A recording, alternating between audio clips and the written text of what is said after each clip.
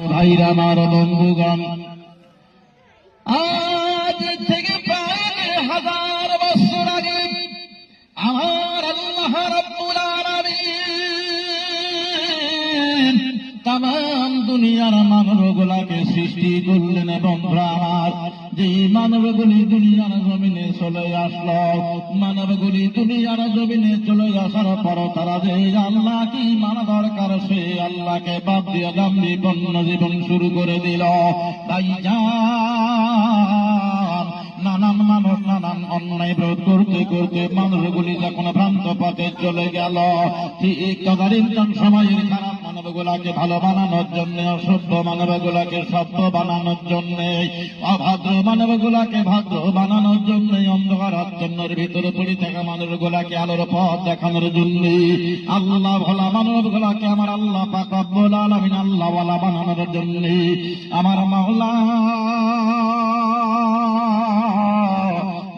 দুইটা রহমত, দুইটা বরকত, দুইটা নিয়ামত আমার আল্লাহ রাব্বুল আলামিন দুনিয়ার জমিনে পাঠিয়ে দিলেন। এক নম্বরে বিশ্ব নবী নূর নবী মুহাম্মদ, দ্বিতীয় নম্বরে নবীজির উপরে নাজিল করলেন নূর নামক 30 পারা কোরআন আমার আল্লাহ নাজিল করে দিলেন। জোরে জোরে বলুন সুবহানাল্লাহ, সুবহানাল্লাহ।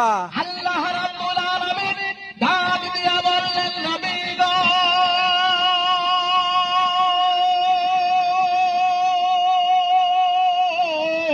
ইয়া রাসূলুল্লাহ, ইয়া হাবিবাল্লাহ, কোন মানব মানবী দানব দানবী যদি আমার কোরআন মেনে নেয়, নবীজি